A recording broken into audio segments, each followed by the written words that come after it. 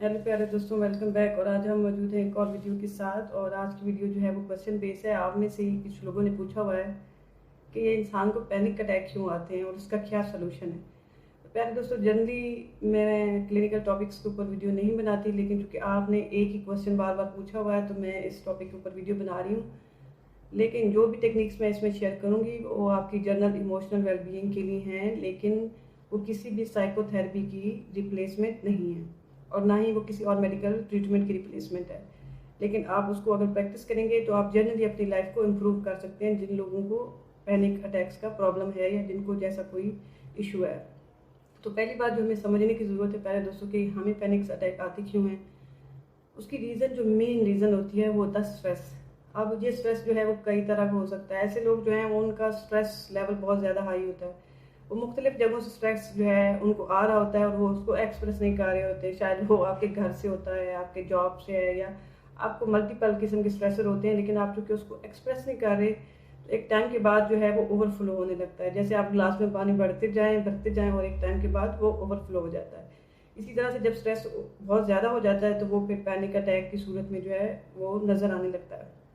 अब for example ये कि जो भी रीज़न है पैनिक अटैक के अंदर जनरली लोग मुख्तलिफ तरह की सिम्टम्स जो है वो एक्सपीरियंस करते हैं। कुछ लोगों की जो है हार्ट बीट बढ़ जाती है, उनको ब्रीदिंग में डिफ़िकल्टी होती है, या फिर जो है उनको लगता है कि वो बिल्कुल मरने वाले हैं, या कुछ लोगों को जो है वो ट्रिमर्स भी होते हैं और उनको पसीने आने शुरू हो जाते हैं। हर बंदे की जो है वो डिफरेंट किस्म की फीलिंग्स होती हैं या डिफरेंट किस्म की सिम्टम्स होती हैं। तो आपके ये जो भी सिम्टम्स हैं वो बिल्कुल इसी तरह से होती है जैसे आप जिम जाते हैं और आपकी फिजिकल एक्टिविटी आप कोई करते हैं तो आपकी हार्ट बीट जो है वो एकदम एक दफ़ा से बढ़ जाती है और आपकी पल्स रेट ज़्यादा हो जाती है और आपको सांस चढ़ जाता है और आप जो है वो पसीने आने लग जाते हैं। तो बिल्कुल ये सिमिलर किस्म की कंडीशन होती है। लेकिन प्रॉब्लम सिर्फ ये होती है कि आप इस सूरत हाल में जिम नहीं कर रहे होते या कोई फिजिकल एक्टिविटी नहीं कर रहे होते, उसके बगैर ही आपको ये सिम्टम्स जो हैं वो हो रही होती हैं। तो अब उसका सोल्यूशन क्या है आपको जब ऐसी कंडीशन हो गई है।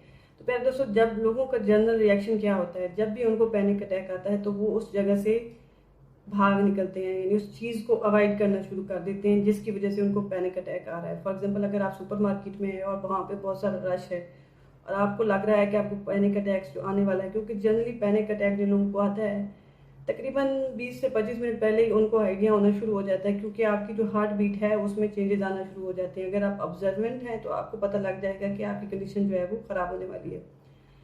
तो वो क्या करते हैं, वो जगह से भागना शुरू कर देते हैं या उस चीज़ को अवॉइड करना शुरू कर देते हैं। तो फिर जो आपकी बॉडी के अंदर जो चेंजेस होते हैं या जो आपका स्ट्रेस लेवल है उसके अंदर आपका दिमाग तो काम नहीं कर रहा होता। तो जो आपके सिम्टम्स हैं वो एक खौफ की सी कंडीशन होती है। वो जो खौफ होता है उसकी रीज़न बंदे को नहीं पता होती कि वो क्यों है। तो वो उसके लिए कोई ना कोई रीज़न तलाश कर लेता है। क्योंकि आप उस जगह को अवॉइड कर रहे होते हैं तो वो उस प्लेस के साथ जो है वो उस फेयर को अटैच कर लेता है। फॉर एग्जाम्पल, फिर जैसे ही कभी आपको फ्यूचर में कोई भी जगह क्राउडेड नज़र आती है तो आपको वैसी ही फीलिंग्स आना शुरू हो जाती हैं, वैसे ही सिम्टम्स आना शुरू हो जाते हैं, या आप पैनिक जो है वो एक्सपीरियंस करते हैं। कुछ लोगों को अकेले रहने से प्रॉब्लम होता है, कुछ लोगों को ऐसा होता है कि वो कुछ खास लोगों से मिलते हैं या कुछ खास जगहों पे जाते हैं तो उससे प्रॉब्लम होता है। अब उसमें ये हो सकता है कि उनको पहली दफ़ा जब पैनिक अटैक आया हो वो किसी ऐसी इंसान की वजह से आया हो जो कोई अथॉरिटी फिगर हो, या शायद उनके अर्ली चाइल्डहुड में कोई ऐसे एक्सपीरियंस हो। तो वो उससे मिलता जुलता कोई भी जो इवेंट है, जो कोई भी इंसान देखते हैं तो उनकी बॉडी के अंदर ऐसे ही चेंज आना शुरू हो जाते हैं। उनको ऐसा लगता है कि उनको पैनिक अटैक आने वाला है, क्योंकि उन्होंने उस जो आपकी पैनिक अटैक्स की फीलिंग्स हैं उस इंसान के साथ, उस अथॉरिटी फिगर के साथ अटैच कर ली होती हैं। तो फिर कोई भी रिजेम्बलेंस जब उस तरह के इंसान से मिलती जुलती आपकी लाइफ में आती है तो आप जो है वो पैनिक अटैक का शिकार होने लग जाते हैं या आपको होने लग जाता है और आप क्या करते हैं, उसी से भाग जाते हैं, उससे अवॉइड करते हैं। तो प्यारे दोस्तों, इसका सोल्यूशन ये है कि आपने उसको अवॉइड नहीं करना, क्योंकि अगर आप भाग जाएंगे तो वो जो है एक फेयर की सूरत में आपके माइंड के अंदर स्टक हो जाएगा और हर आने वाले दिन के साथ साथ वो खौफ जो है वो बड़ा से बड़ा होता जाएगा और फिर आप उसको कंट्रोल नहीं कर सकते। लिहाजा जो पहला जो एक्सपीरियंस है, जब पैनिक अटैक की सूरत में आप जहाँ पे हैं आप वहीं पे रहें। आपको कहीं जाने की ज़रूरत नहीं है, कहीं भागने की ज़रूरत नहीं है। दूसरी चीज़ जो आपको करने की ज़रूरत है वो ये है कि आपको जनरली क्या होता है कि जिन लोगों को पैनिक अटैक होता है उनको ये फीलिंग आती है कि उनकी सांस जो है वो बंद हो रही है। तो वो डीप ब्रीथिंग शुरू कर देते हैं। उनको लगता है कि जैसे सांस रुक रही है।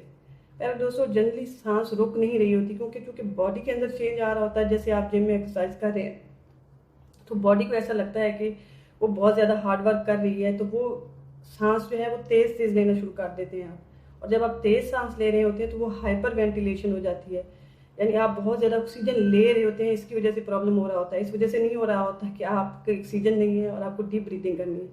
तो उसका तरीका ये होता है कि आपने जो डीप ब्रीथिंग करनी है वो अपने मुंह से नहीं करनी, वो अपने नाक से करनी है। जब आपको पैनिक अटैक आया है, आपने नाक से ब्रीदिंग करनी है और सांस को अंदर लेके जाना है नाक से ही, और सांस को रिलीज भी नाक से ही करना है। अब वो दूसरी चीज़ जो है कि जब आप ब्रीदिंग इन करके जा रहे हैं, सांस अंदर की तरफ ले रहे हैं, तो वो टाइम फ्रेम जो है वो रिलीजिंग के टाइम फ्रेम से ज़्यादा होना चाहिए। फॉर एग्जांपल, जब आप ब्रीदिंग ले रहे हैं तो आप गिनती शुरू करें अपने माइंड में 1 2 3 4 5 6 7, और जब आप 7 पे पहुंच जाएं तो आप जो है अपनी सांस को रिलीज कर दें, बाहर की तरफ निकाल दें। उसको 7 से 8 9 10 11 तक करें। तो इसको जो है इस 7-11 टेक्निक जो है ये आपने यूज़ करनी है। और जब यही प्रैक्टिस जो है आप कुछ सेकंड्स करेंगे, लाइक 10 से 15 सेकंड या मैक्सिमम 20 सेकंड, तो आपकी जो बॉडी का सिस्टम है वो नॉर्मल होना शुरू हो जाएगा। अब दूसरी चीज़ जो आपने करनी है उसमें ये होता है कि जब आप पैनिक अटैक में हैं तो आपका ब्रेन तो बिल्कुल ब्लॉक हो जाता है ना, काम नहीं कर रहा होता। तो आपने अपने ब्रेन के जो लॉजिकल पार्ट है उसको एक्टिव करना है। आप उसको किस तरह से एक्टिव करेंगे, क्योंकि आप तो ऑलरेडी यानी पैनिक अटैक की कंडीशन में है। तो उसमें सूरत हाल ये है कि आपने क्या करना है कि अपने माइंड के अंदर काउंटिंग शुरू करनी है बैकवर्ड ऑर्डर में। फॉर एग्जांपल, आपने 100 से पीछे की तरफ काउंट करता शुरू कर देना है, लाइक 100, 97, 94, 91। आपने उसको पीछे की तरफ से काउंट करना है, यानी 3 का जो डिफरेंस है वो आपने देना है। 3 के जंप से आपने पीछे की तरफ से काउंट करना है। जब आप ये करेंगे तो आपका लॉजिकल ब्रेन जो है वो एक्टिव हो जाएगा।